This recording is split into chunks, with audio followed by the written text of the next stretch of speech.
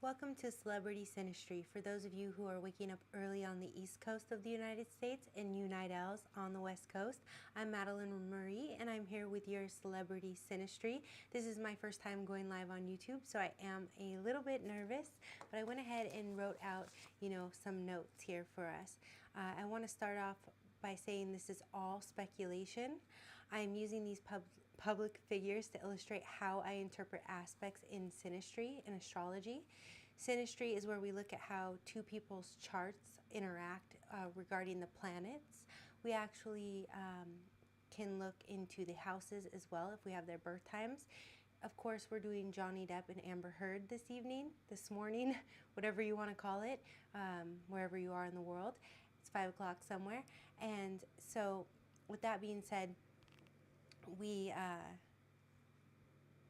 only have Johnny Depp's birth time because, I'm going to be knocking on both of them a little bit here.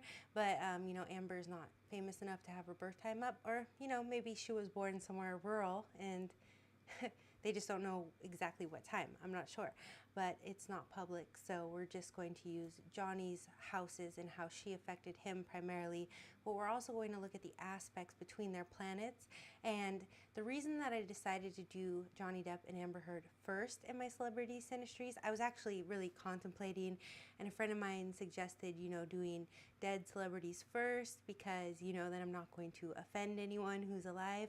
But it's because there's an aspect that these two have that I use a lot with my personal clients. Well, I don't use it, but I see it a lot with couples that, are having some issues. And we'll get into the details of that later. If you want to skip ahead, you can watch my Are You Wasting Your Time video and see all about the deal-breaking aspects, because Johnny Depp and Amber Heard do at least have one of those, and we'll definitely cover it here. They are actually my only example of all the couples I've looked at, probably a couple of thousand client, pairs now, and in my own personal relationships, and I've never seen a couple that has gotten married with that aspect that we're going to talk about, or that's had children with it, which they didn't. So it's not a very fertile aspect either, let's say. But anyways, this is kind of synastry. We're going to look at it, and a lot of you may have heard the audio tapes or seen, the news about the court things that they have going on. So I'm not going to dive too much into the details. You all know it. It's all public information. I'm more going to talk about how these two might interact behind closed doors in regards to the aspects and what forces were working against them, or for them, why they were together to begin with and why they had to divorce. Anyways, the other thing I want to say is, I was going to say a lot of people wonder what went on between those two, and I can tell you in the aspects. All right. I decided to go with these. Oh, I told you that. So now let's get into it without me going on too many tangents here. I'm going to go ahead and switch over to the actual chart of Johnny Depp and Amber Heard. So I hope you can all see that there. So the first thing that I look at when I look at a synastry chart between two people, I'm going to go back to these notes over here. We're just going to go over all their aspects. And if you see this later on after we've recorded, you can go ahead and write in the comments a couple that you'd like to see me, go through the aspects with. I'm sticking to celebrities right now because it's more universal, where you kind of have some background information on them without me having to fill you in on all of the details of their lives. If I used a personal example, I have to tell you all the stories, which is always fun too. So let's see here. I had a bookmarker in here.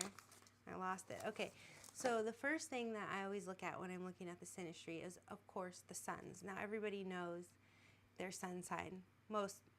I'm going to say in the U.S. anyways, about, 99% of people probably know what their sun sign is, and that is according to the month that you were born. So I want to go ahead and show you guys really quick, because I said I was going to make a video about this, but this is how you actually look up your person of interest or significant other in you. You go to, well, I don't know why it says Johnny Depp up here, but you go to you can just type in the search bar and Google free compatibility chart cafe astrology, and it'll pop up and you can click on it and you'll get this screen right here. Maybe I'll put the link in the description, but it'll be after the video is done. And you would put you here, you know, your birth date, and then you put, and I do this for clients all day long, and you would put, you know, your person of interest or significant other's birth date here, and you will get a chart like this. So you don't even need the birth times to get this sort of simplified look, but I, for some reason, have really been able to discover a lot just with this simplified chart. So the first thing we want to look at is suns. Now, Johnny's sun is in Gemini and Amber's is in Taurus on the cusp of Aries. So already, you know, they have suns that are not very compatible, right? So another quick astrology lesson before we dive really deep into this is that you want somebody that has the same, well, when you're dealing with planets, often you want to be dealing with the same polarity. So there's the negative feminine polarity, not that, you know, feminine things are negative. That's just, if you think of the yin and the yang, it would be like the darker side of the yin, you know, negative. It's not actually negative. Anyways, and then we have the positive, and it's more like introvert versus extrovert, right? Positive, masculine aspects. So when we are dealing with any planets, ideally we want to see them be together in the, I don't know if anyone's watching right now because I have it on, let me see. Oh, I don't need to know yet. All right, I'll check the live chat in a minute if you want to say hello. But I just want to get into the basics first. So when you have the feminine polarity, we're dealing with water signs and earth signs. And when you have the masculine polarity, we're dealing with air signs and fire signs. So already we can see that Johnny's sun is in air and Amber's is in earth. So they're not, if you followed that or took notes, they're not in the same polarity. Johnny's a masculine sun and Amber has a feminine sun. So honestly, sun signs, you know, they do make some difference in compatibility, but not as much as the moons and the rest of the aspects that we're going to get into. So the fact that theirs aren't exactly in line isn't really a make or break. It can actually add a little bit of, you know, of a diversity into the relationship where it doesn't get stale, old, or boring for the most part. Taurus is a little bit slow moving sign, where Gemini is very quick-minded, you know, always on to the next thing. Their mind is going 1,000 miles a minute. So since Taurus is kind of down to earth, they might be able to deal with that energy depending on what else is in their chart. You know, they might be able to keep up with the quick mind of Gemini. So with that being said, I want to get right into Johnny Depp and Amber Heard's, because I'm kind of just going on astrology tangents. Here we have Johnny's sun in Gemini, and like I said, their suns aren't compatible. But Amber's moon is in,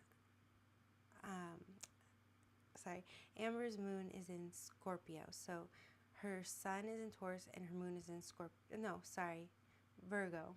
So they're both in feminine polarities. Johnny's sun is in Gemini and his moon is in Capricorn. So here we can see that his moon is in a feminine polarity. So his moon, oh my goodness, okay. This isn't quite right. Hold on, let me check something here. I think I overlaid them the opposite way before, so there is slight offs in this chart. So you have to be a little bit careful. See, okay, here in her birth chart, her moon is in Libra, but because this time I put her birthday in first, I usually do the female on the top, right, of this. Usually do the female here, and then the man here.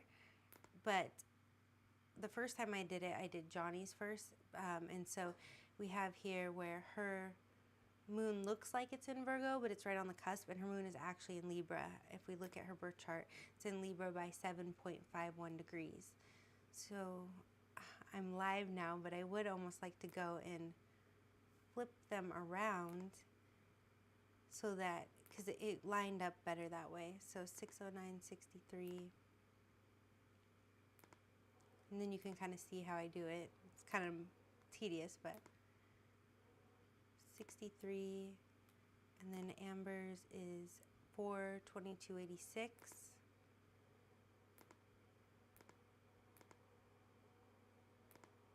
I kept forgetting to do this video, and then I kept seeing other videos of them like pop up, and I'm like, okay, I gotta do this one first. All right, so here we go. Here you can see her moon is in Libra, and that's how it really is. And his moon is in Capricorn. So we have a sun moon trine here with Johnny's sun shining on Amber's moon, and ideally that's how you want it to be. You want the man's sun to be shining on the woman's moon, because the woman can handle sort of that feminine energy of the moon, that vulnerability, and the man can bring that masculine energy of the sun, right? Because the sun's the ruler of Leo, so that's a masculine sign, onto the moon in a very nice complementary way, almost in a sort of Venus-Mars type of way. So, so here they have a nice trine between his sun and her moon, and then her sun being in Taurus, it may not be exactly trine, but it's, you know, the signs are compatible as a trine, let's say, here. So her sun is trine his moon. Now, when I see good compatibility, and actually the first really strong compatibility that I found in astrology when I first started discovering things many years ago, is a sun moon trine or conjunction, but especially trines. They just seem to be this nice flow, can really result in, you know, a 4 or 5 year relationship just on its own, and a very sincere one at that, without looking at the other aspects that will make and break a relationship. So, you know, and I see that a lot with friendships also, where there'll be a sun-moon conjunction. That would be where her moon is in the same sign as his sun. So like if they were both in Gemini here, that can be a very nice friendship, but also could be romantic as well. So with that being said, I hope I'm not losing you too much here.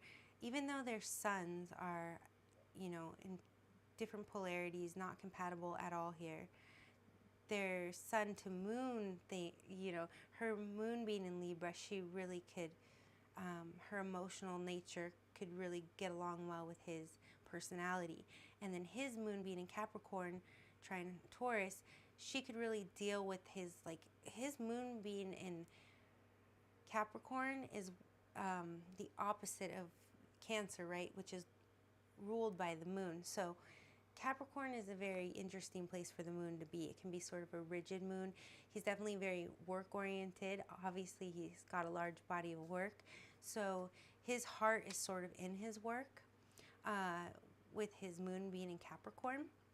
So with that being said, her Taurus personality could kind of handle that to a certain extent, that he's just, you know, his heart's in his work. She could respect that. And, you know, there's a little bit of, like, you know, she could almost bring a little money or help to that, like, motivation when they were together, because her Taurus, her sun is ruled by Venus, which rules money as well. So she could kind of bring that complementary thing there, but it's very light, I'm feeling, because it's not an exact trine here. But even more interesting than this, before we get into the other aspects, I just want to note really quick that her Neptune is sitting on his moon. We're going to talk more about that later. Don't let me forget. I'll check the live chat. Don't let me forget about this. But I want to keep talking about the sun-moon connections really quick before I go into the aspects.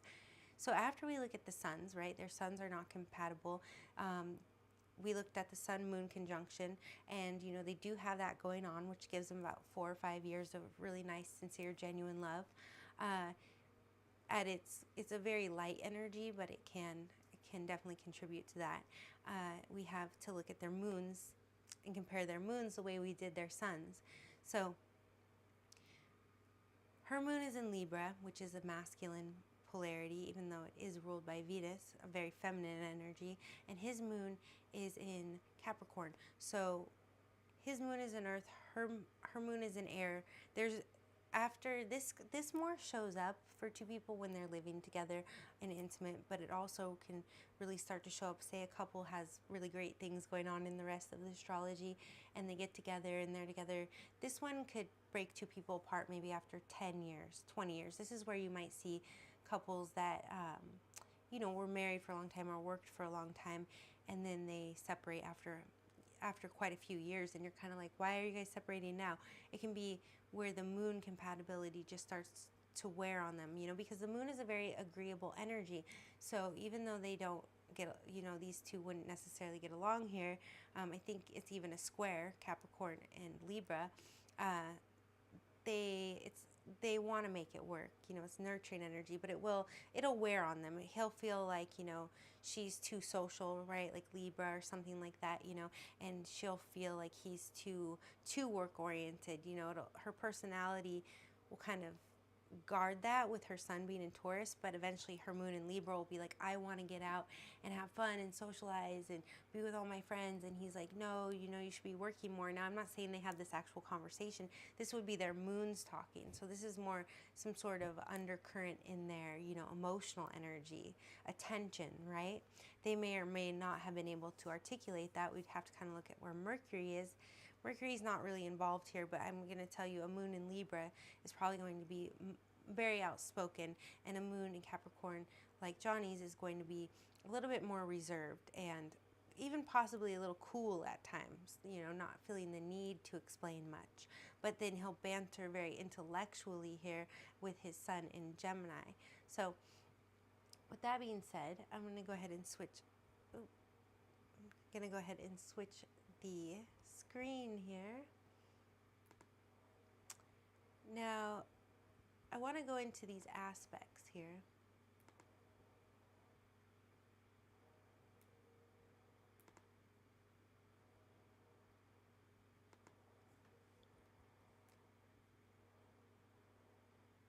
I lost, just checking, seeing if anyone's in here. I see my resolution is kind of messed up, so let me know if it's, you know, not working out. Okay, so when we look at this, we want to look, okay, we looked at the sun moon compatibility. Now, quickly we can see their Venuses are conjunct in the sign of Taurus. This is highly significant. This is why I think that they were the only couple to overcome the aspect that we're going to get into, that I see most people can't get past dating, but we'll get really into the details of it, is this Venus-Venus conjunction in Taurus, right? Taurus is ruled by Venus. So there was a lot of love and romance between them here, and it was a very earthy energy. So it wasn't necessarily that they communicated this, like they were like, oh, I love you so much or anything like that, but it was just very much like being around each other was very, it could have been romantic. It's just very grounded, but very like earthy, Gaia, loving, nurturing, similar tastes in the arts, obviously, and in manifesting similarly, right? Being in the same film together. So with that being said, you know, here we have Mercury conjunct Venus as well. Johnny's Mercury is conjunct her Venus, which is showing up right here. His Mercury and his Venus are conjunct himself, which is why he's able to really communicate, because Mercury is the planet of communication. He's able to very beautifully communicate to the world, right, in the arts, okay? Kind of following me there? I hope, now we're getting into the good stuff.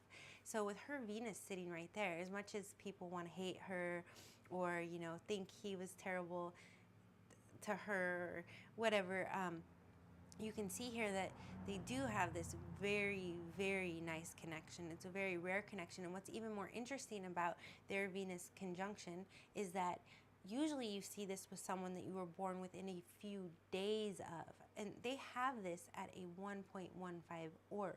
So this would be someone that you were born within 1 or 2 days of. Like, say, someone born, Johnny's born June 9th, 1963, he might have a Venus conjunction like this with someone born June 11th, 1963. The fact that he has this with someone who has, you know, such, not just not that it's a large age gap, but like it's not even really a fine number here. I had the number the other day, but it's, you know, let me do some math here. It's 23 years, right? So 23 years apart. It's not like it was 20 even, or they were born near the same day a different year. No, it's like the odds of having a Venus conjunction with someone just born on these random dates, it's very low. Like I said, you're usually going to have it with someone you were born next to. So Venus moves pretty quickly through the zodiac. So just the odds of her landing on the wheel, right? Wheel of Fortune, okay, the same spot is kind of rare. Now, the other thing about Venus in a man's chart is it represents the wife. So she definitely had wife written all over her to him, okay? And, you know, she may have felt like playing that role, even though she may not be, you know, the wife type, perhaps, you know, but with him, she definitely felt compelled to be his wife. And with Mercury here, and this, whenever I see Mercury conjunct Venus, you know, often, especially, well, actually, this is Johnny's, but often Venus and Mercury are found together. So him having that in his birth chart is great, especially in the sign of Taurus, but they have it together as well. So really beautiful communication. I feel like if you did listen to their audio recordings at all, even then, you know, they get very like, I mean, I'm not going to go into too much judgment on all of the details of that. And I was actually recalling more of it the other day. I had recorded this and done it, and then I was like, it's going to be too much editing. I'm just going to do it as a live stream. But they have this, they just, you know, they go on and on and and who can be more affluent and speak in a higher intellect, but in a beautiful way. It's like they're acting, right? But it's not even, it's very Venusian, like, I'm hurt, but I'm being pretty about it, you know, and he's like, well, I'm hurt too. It's, you know, it's very Venusian, okay? Because it's just a strong undercurrent in their energy. And they've got Mercury there with Venus kind of lightening the communication. So even though they can be viciously fighting, right, and all this crazy stuff is happening and manifesting in very physical ways, which we're going to get into, they're communicating like very, I want to think of an analogy, you know, but I can't right now. So I was very nervous to come on here, so I'm just going to push through the aspects. But let me just go ahead and switch here. See if any of you are in here. See if live chat even shows up. And then we'll get into the, you know, really interesting aspects that these two have.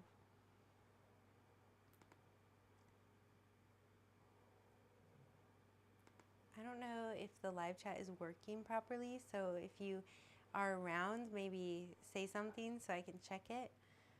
But let's go back to the screen. So,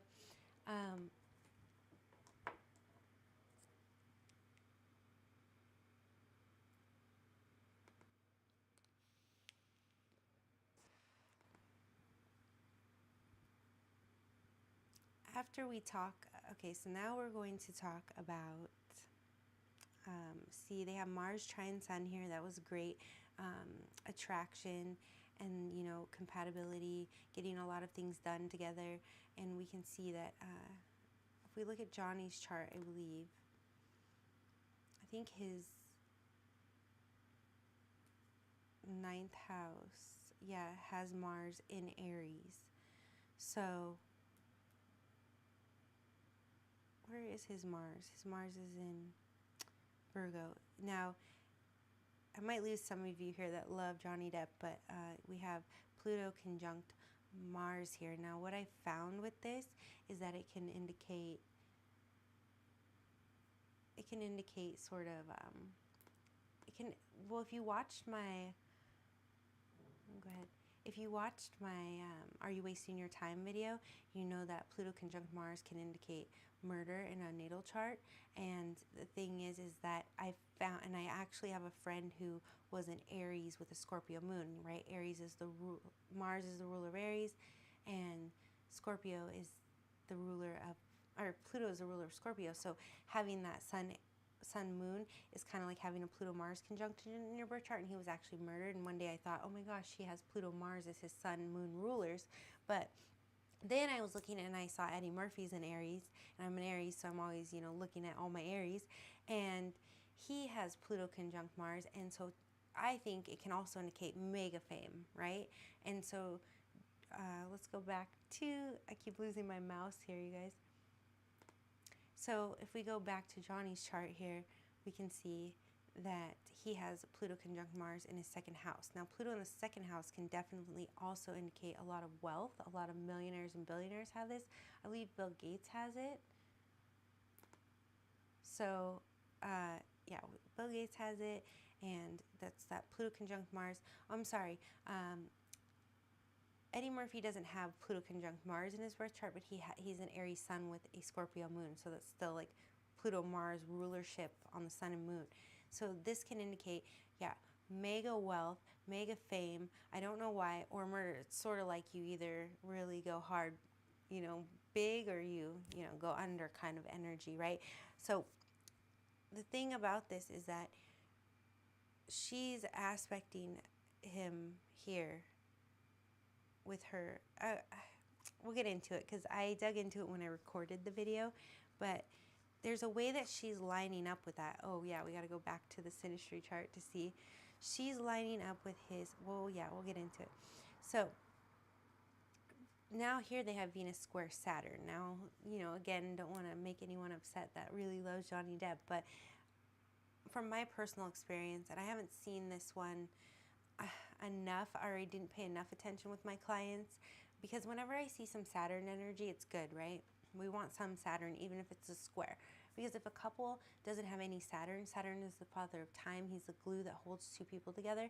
If they don't have any Saturn, this is a deal breaker because they will never be able to stick together. I've seen one couple that was together for like 15, 20 years with no Saturn, and they did have some very other strong things keeping them tied together, and children actually, but they, you know, it wasn't the greatest thing. It was like he came and went, you know, and she had a very idealistic view of their relationship. But, and that was with, you know, no Saturn. But with too much Saturn, it can be kind of heavy energy in a relationship. Now, these two, they have, you know, they have a fair amount of Saturn where it's not going to be too heavy. But I'm going to tell you, I heard one of the videos where Amber was saying that, like, you know, she was just like talking shit about him. I think when she first met him or something, where she just didn't, somebody said they overheard her, you know, saying she was dating someone like he was nothing and they think it was Johnny Depp. Now, if that's true or not, I don't know. I just like randomly heard that on a video that came up to remind me to do this video or to choose this video first. So this Venus square Saturn, it does definitely usually indicate a significant age difference, and it makes sense that Saturn here would be, let me go ahead and zoom back in on this for you guys so you can see it better. Saturn here does indicate that that Johnny would be the older person, right? The father of time, sort of a restrictive energy. And again, his moon is ruled by Saturn as well. And I believe that there is something going on between his moon and Saturn. His Saturn, I'm in the wrong.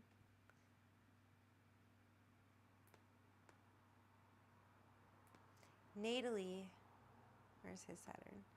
It's in Aquarius in his 7th house. So, I'm sorry, you guys. I got a little lost here. So with his Saturn there,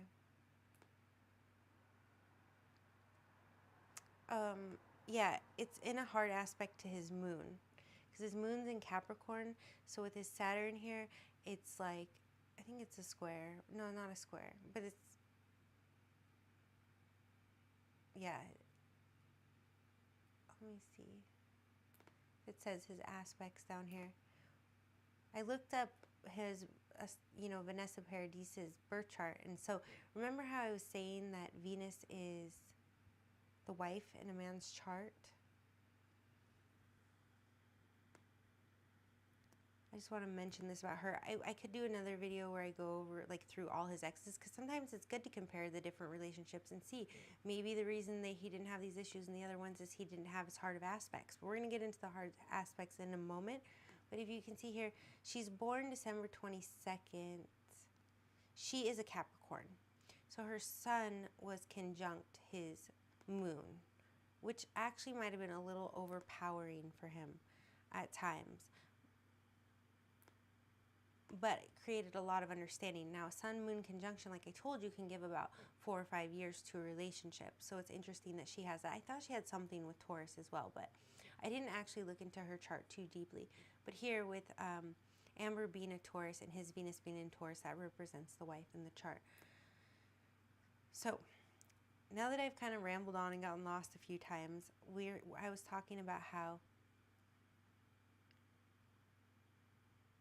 his Saturn is square her Venus. I think I flipped these back around on you guys. So this is Johnny on this side, and this is Amber on this side. His Saturn is square her Venus. this can be, again, an age difference where Saturn would usually be older, but this can be a very inhibiting energy. Venus, I feel like, can definitely play hard to get with Saturn for a long time and isn't very sure about Saturn, doesn't know how they feel about Saturn, like could really be attracted to Saturn in a lot of ways, but may feel like they just, you know, it's just not their type to a certain extent. Where they're like, I know this person's perfect in so many ways, they're just like not sure about it. This can sort of, I think, be a friend zoning aspect, to tell you the truth, especially with Venus playing the coquette. I hope I'm saying that right. So it's, I mean, Saturn usually really wants Venus and pursues Venus here, but I kind of feel bad for Saturn because Saturn can sort of get taken advantage of by Venus in a way that we don't usually see. And, you know, Saturn never gets taken advantage of. So to see that here with Venus, he'll kind of play the fool in a way that Venus, where Uranus can kind of play Venus the fool. But we'll get into that in another celebrity synastry somewhere, I'm sure. So they have Saturn sextile Uranus. That's very good for just compatibility. Again, him sort of being the older one and her being the younger one, but that being a complementary thing. So if when they were happy, we might have heard them say something like, oh, I like that he's older. It's interesting. He's very cultured, and he might have said of her, I love that she's like young and spontaneous, and, it doesn't bother me at all. I don't feel like she's immature, even if she comes off that way to other people, very much so. I'm not saying she does. I'm just saying he wouldn't see that in this scenario. So I want to go ahead and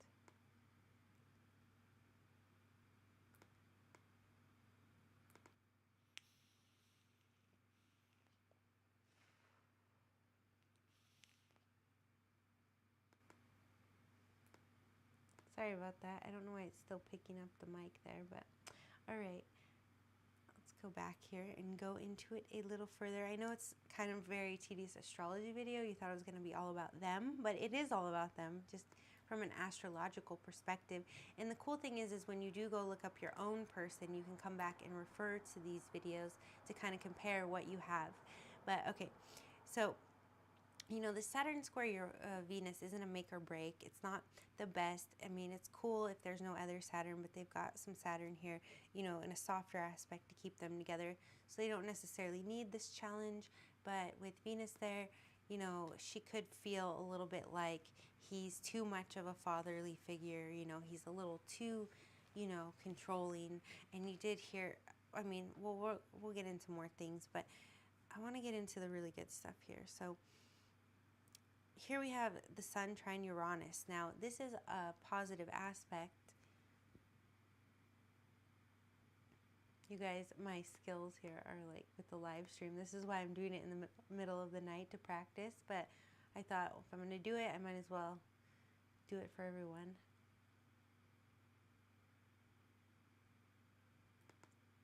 Okay, so with Sun trine Uranus, let me just double check that I'm on the right.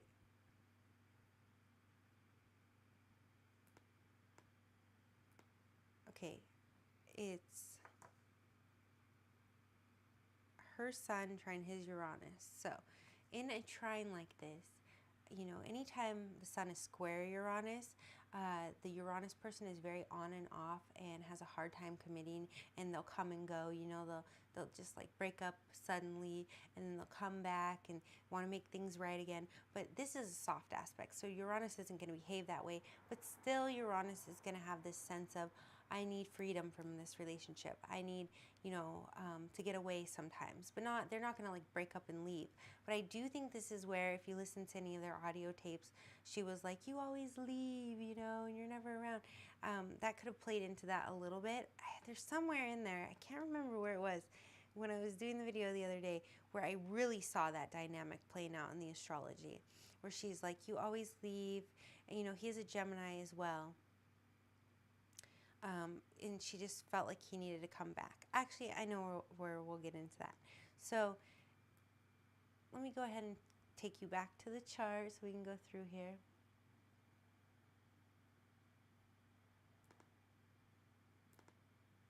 Okay, so back to the chart.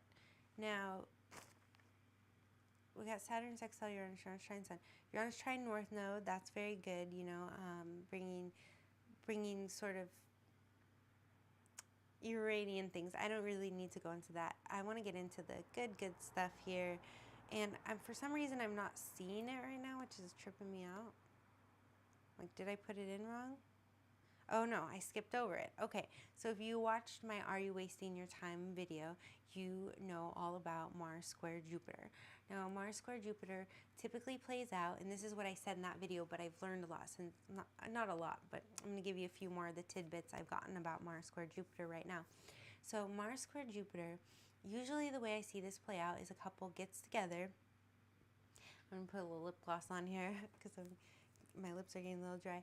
So usually a couple gets together and they last about 2 to 4 months, okay? But Mars and Jupiter are best friends, okay? They are buddies, right? These two go to war together, and Jupiter is a benefic, right? So he brings all this luck and expansion to Mars, and Mars is that, you know, is our physical passion, our drive, our ambition, right? Rules Aries. So Aries is like, come on, let's go. And Jupiter's like, here, let me help you. I'll bring all these blessings and bestow them upon you. So anytime, I've actually learned since I did the Are You Wasting Your Time video, anytime that Mars is squaring somebody else's personal planet, it's not very good news. I mean, most of the time it's a deal breaker. Like, I'm going to say on my handful of deal breakers, I've started to add a couple more, but I only do so after observing many charts and seeing the same pattern with a certain aspect, right? And again, you can't always blame it on one. So, a quick note, if you saw my soulmate twin flame video, I actually have to go do a second one and kind of rework that, because, you know, I said moon conjunct moon always means twin flame. That's not always the case. It can be very karmic as well. And I've kind of gotten a little bit better grasp of that. But anyways, back to Mars square Jupiter. Mars and Jupiter are best buddies, okay? They love each other, and they have a great time together, lots of enthusiasm. They can conquer the world together, okay? Because Jupiter's huge, and Mars has all the force behind it. And they're buddies, okay? So it's like if Pluto and Mars get together, there's a lot of power there. But they're, I don't know, they're buddies, but they're not. But anyway, so when we have these two come together, lots of physical passion, lots of sparks. You feel like you've met the one for you, okay? This is the one you're going to marry. And I always tell people, and this is before I realized Johnny Depp and Amber Heard had it, I always told people, you know what, if you meet someone and you're like, oh, let's have a shotgun wedding and get married right away, and you see that you have Mars square Jupiter in your chart, do not do it, please, because that's the kind of wedding that you have with, like, I don't remember that guy that Kim Kardashian married where it lasted like a few days, and didn't Britney Spears do that too? Like, they probably had Mars square Jupiter with those people, and I actually think part of the reason, before I go into more details about Mars square Jupiter, that Johnny Depp and Amber Heard were able to make this relationship like turn into a marriage, because that never happens with Mars square Jupiter, is because they had the time, energy, and resources to really hash these things out, right? So most people just don't have the energy or the extra sort of, I want to say, pool of resources and energy and assistance to battle this out, okay? Most people have to, like, give up on it and go back to their regular scheduled lives, okay? So I definitely think when you're dealing with, I'm sorry, I'm using a little energy drink because I'm doing this late at night. I definitely feel like that's part of why, aside from that Venus conjunction, that might have overpowered it a little bit too. It's one of the rare times, this is the only time I've seen two people get married with this, and even last, I mean, I think it's like those weddings that fall apart after a few days if it happens. So for them to even be married and fight for it for that long, I really do feel like that it was that Venus conjunct Venus, which is total soulmate written all over it, okay? Now, we have, and it's even life partner. So I always say life partner sounds kind of boring because I have my twin flames, false twins. You know, everyone has their own definitions of these, but for my astrological aspects and how I see things play out, you know, you've got your twin flames, which is like your moon conjunctions, your false twins, which is like your Neptune conjunct Uranus, can't even have a moon conjunction, right? The twin flames actually have a lot of parallels in their chart without the deal breakers. And then we have life partners. Those are people that, you know, we can live with for the rest of our life. Now for that, we need moon compatibility, which these two don't have. So already right there, they had a 10 to 20 year shelf life, you know, even if they made it through the other things. But also for life partner, Venus conjunct Venus is a very, very good one to have, okay? And so I feel like it's a soulmatey kind of spiritual one, right? Venus and Neptune can be very spiritual also. So, you know, because Venus is exalted in Pisces, the most spiritual, so, you know, with Neptune and everything. So, with that being said, Venus conjunct Venus really did help out a lot here because that's the only way they made it 5 or 6 years.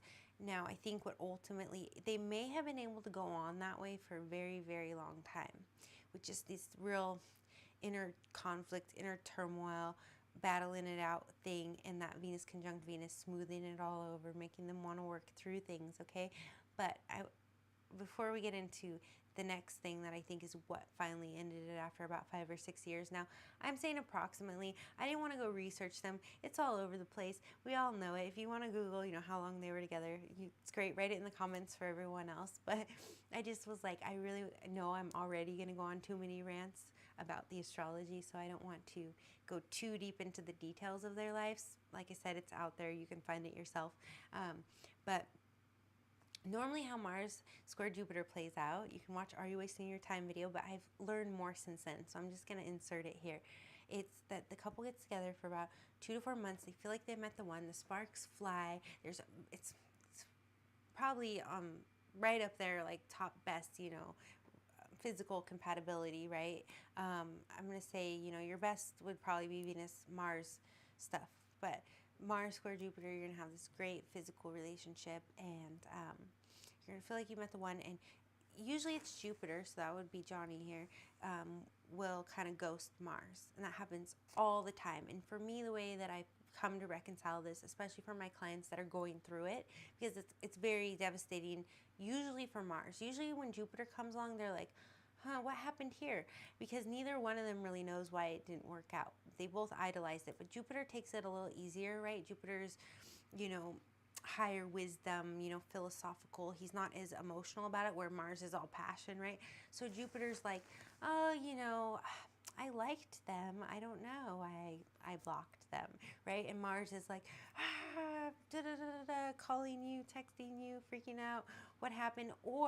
But it really depends on the other aspects, right? How strong they are. Because if it was just kind of light, all the other aspects were kind of light, you know, they didn't have that really strong Venus conjunct Venus love, like that, it's like the love passion, right? Not the physical like Mars, but that nurturing love, deep connection, artistic sensibilities, things they've never found in someone else maybe.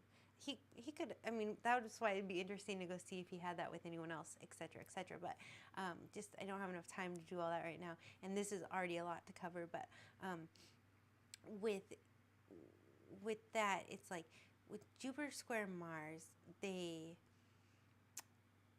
feel the hurt based on what other aspects they felt that they're missing out on now.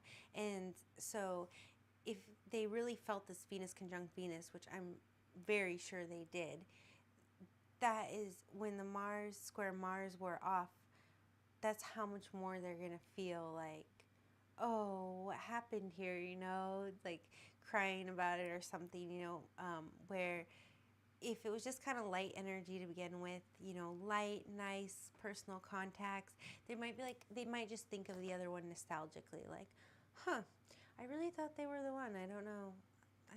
I don't know how we just kind of drifted apart, you know, and they'll both think of each other fondly, but usually there's enough tension or enough, you know, conflicting aspects or enough, you know, potential aspects where they really felt the potential, that Mars gets pretty passionate about this and will lash out at Jupiter a little bit, usually. If not, they're coming to an astrologist and we're telling them this and then they're upset with us because we broke the bad news. But Mars square Jupiter doesn't work. And the only other way I've seen it work, aside from couples that, you know, that 2 to 4 month hot fling that just kind of crumbles and then Mars is left to kind of decide how pissed they're going to get off, you know, how angry they're going to get, and Jupiter is left to like philosophize it, almost like a Virgo would analyze it. Jupiter's like, well, it was great, but you know, in the philosophy of life, there's fish in the sea. I don't know, you know, something like that. So anyways, should I go back? Should I not? They won't. And here's the thing, and it says it in the software here, and this is the last little, you know, example I'm going to give you of Mars square Jupiter. Then I'll tell you the other way it plays out too. So the other way Mars square Jupiter plays out is it could be someone you went to high school with or someone that you worked with, and you instantly had a spark with them. You know, it might have felt like, maybe not love at first sight, but like, you know, you instantly felt connected to them, maybe contemplated if it was love at first sight, and you can feel that they like you too, but you kind of like, you might kind of link up how deep that is. It's usually pretty physical, but maybe not, you know, maybe it's just a very strong fondness and desire for physicality, but you kind of link up right away. But then it can be this weird like separation for many years where you two work together, go to school together, you kind of always can't quite get it together. Maybe you kind of link up and you might have an affair, but it's very spread out, like you link up for a day or two and then years go by, but you kind of still check on each other, and you always wonder why you can't be together. Just kind of like if you had those sparks and wonder why it didn't work, right? It definitely is. I'll get sometimes clients like, hey, what's up with this person? I've known them for like 20 years, but it's not, nothing's really ever come of it, but we really like each other. That can be Mars square Jupiter as well, where I have to say, well, you know, it's nice to always think this is going to happen, but it's not. And that was what I was going to say earlier is, for me, it's like, you know, we used to date and we would meet one person and we would stay with them for the rest of our lives. But when we have Mars square Jupiter, I feel like this is indicating that it is not written in the stars for us to be with this person, at least in this lifetime. I'm not a huge reader of past lives or whatever, and I have my own theories about it. I definitely like to hear when other readers pick up on past lives so I can see if I can connect with it. And I do believe that they do, you know, but I just myself personally, I'm not so sure. I think there may be other spiritual realms, etc., etc. Not going to go on that tangent right now. But so with that being said, Mars square Jupiter, it just wasn't written in the stars. If it was like the old days when we didn't have the internet and we were just going to marry cute little Sally down the street or George down the street, then we wouldn't have had this with them, or it would have been one of those crazy stories you heard about, you know, because it, you know, anyways. So so I want to read to you in the software what it says about Mars square Jupiter, because here it almost sounds, I love how they kind of just gloss it over, right? Like it could work. It's a challenging aspect, okay? You see that there? It's challenging. They have good intentions towards each other, but they often promise more than they can deliver. They make big plans that often fail to be realized. When one person, and this is the key to me, okay, because they obviously did some big things together, you know, traveling the world. Not every average Jane and Joe can do that, you know, but and that is very Mars Jupiter energy. But it says when one person wants to spend together time, this is where I'm going to really go into that clip audio a little bit, and I almost dug it up, but you guys can go find it if you want.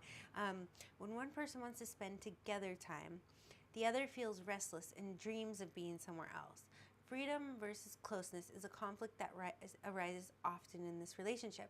So the way I always describe it to my clients is, excuse me, get a little drink here. Not advertising, no product placement, okay?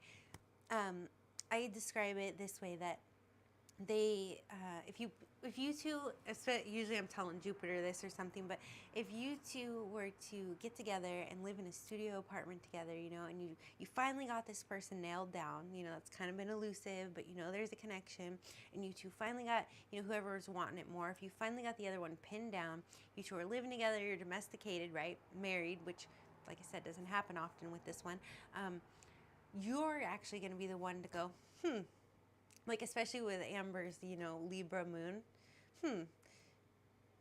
this Capricorn moon is kind of boring and stuffy. And then she's got his Saturn square her Venus. She's bored to death. She's like, I want to go socialize. I want to go play with my friends.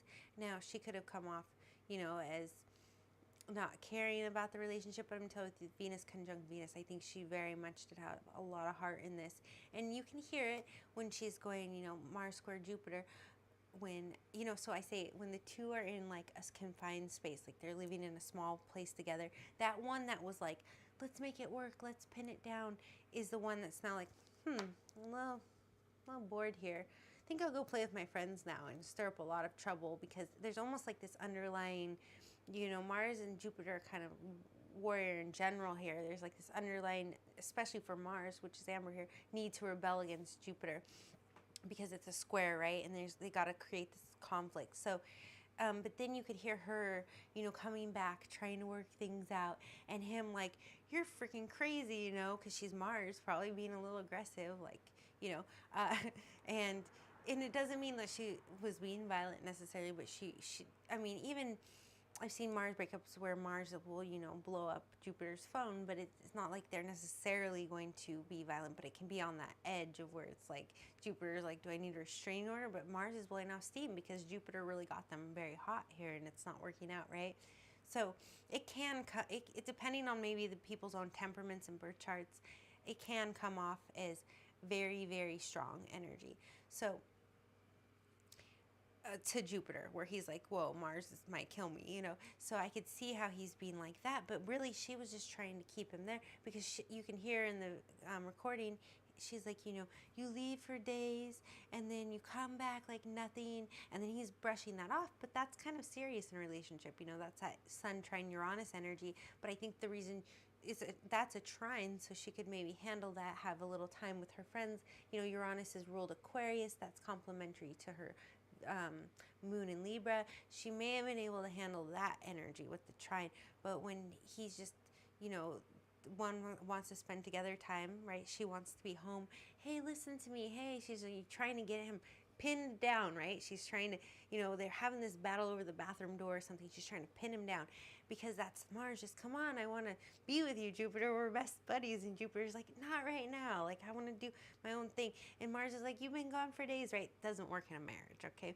So that argument to me was very much about spending together time. But then at the same time, I'm sure when he's sitting around at home studying a script or something, her Libra moon, because his Capricorn moon's probably always working at home, probably on the phone with agents or something, whatever his work looks like day in and day out, you know, that's what his heart is in. And she's sitting there like bored, you know, I'm gonna go hang out with my friends. And then, you know, he might feel this way as Jupiter. Like Jupiter will feel kind of like, with Mars and Jupiter square, Jupiter feels much wiser than Mars. So he'll feel like, why are you always out gallivanting with your friends, you know, and you're not home? But then as soon as she comes home, he's like, disappears for a few days, especially with his Gemini energy and his Uranus energy and all this air energy, and her Libra moon sitting at home like, why don't you want to hang out with me? I'm finally home, you know. So their best times were probably when they were out together socializing, you know what I mean, like actually out probably in the public sphere with the air energy, that Gemini, Libra, or Uranus energy, Uranian energy. So okay, there's one last main one that I want to get into with the aspects. My little puppy's coming out here, if you can hear her feet tapping. And then we're going to kind of see where her planets are overlaying in his houses. Since we don't have her birth time, we can only look that way and see what was triggering them. But first, I want to just, before we finish off with the last couple of aspects, I may have to do a part 2 of this to get into like the North nodes and the Lilith, because I don't even know how long I've been running now. Well, go till 5:30 maybe. So, but I want to see if there is anyone in the live chat. Yeah, I don't even know if it's working correctly. I'd love to see. You're all probably asleep, but it's good practice. You can watch it later. Don't forget to like and subscribe if you want to see me do more. I swear I will be more organized in my thinking. This is just very nerve-wracking. But I'm going to go ahead and play a video for you for a new psychic platform that's coming out.